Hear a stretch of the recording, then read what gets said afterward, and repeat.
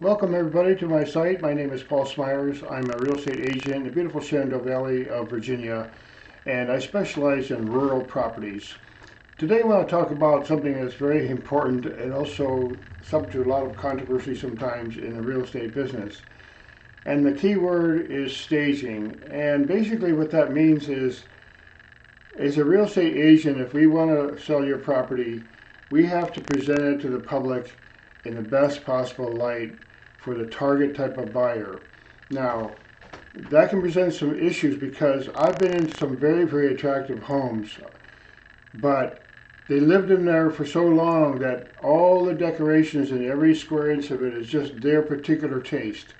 If they ever had to sell their home, it would be very interesting to see what happens, because a lot of people go into a home, and even though the decorations that you choose for your life after 20, 30 years or whatever are just wonderful, wow, the new buyer is going to think, where am I going to put my stuff? And I don't even like this taste, they might think. You see, so what we have to do as a real estate agent is help the seller present the property in the best possible light for the best likely buyer.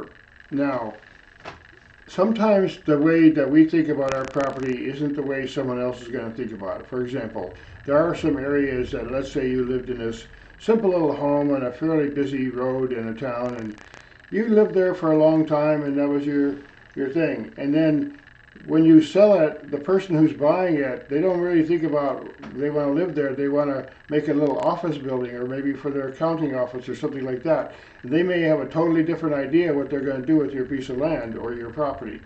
So I see a lot of staged homes. There are groups, and on the high-end property, believe me, people spend thousands and thousands of dollars hiring professionals, sometimes even moving in particular furniture, especially on a newer home, where they just said, okay, we're going to decorate it tastefully in a particular style. And I've seen some homes that were flipped and everything, and technically they were clean and all that, but boring. It's like gray and white and just the most neutral type of boring colors you can imagine. Same with the furniture.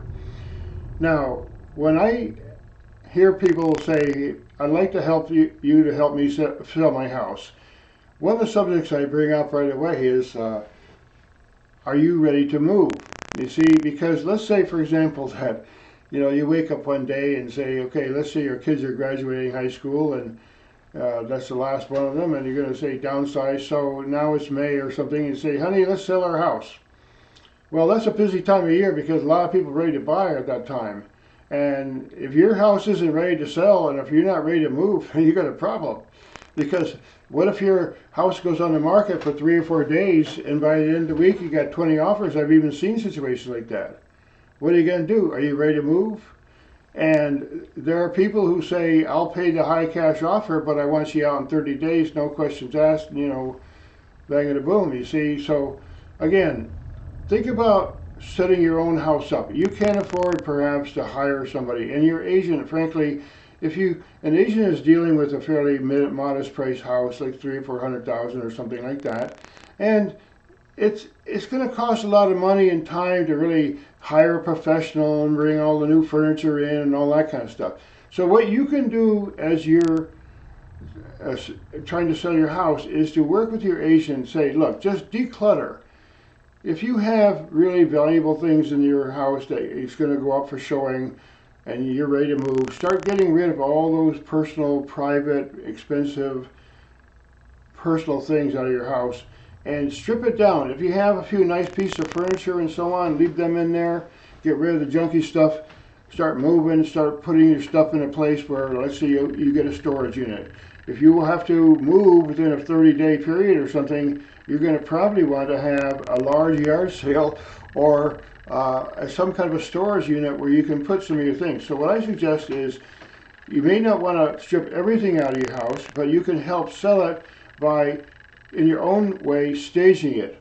Make it sort of minimalistic, clean for sure, clean bathroom, clean kitchen. A lot of times I see kitchens, you walk in a kitchen and people don't realize just that they lived there for many years, and keep slowly but surely the counter's full of stuff. The same way with bathrooms. I've been in some bathrooms, like 90% of what's in this bathroom better be out of here if we're going to show it, you see. So Think about that, the cleaning and the staging that you can do. And the title of this video is "You Must Do These Things If You Want Top Dollar," and it's absolutely true.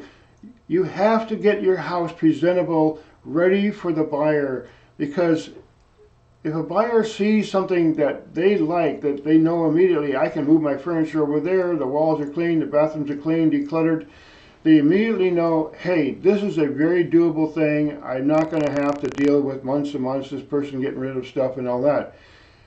Get your house ready to sell if you want to sell it, and make all of it as beautiful as you possibly can.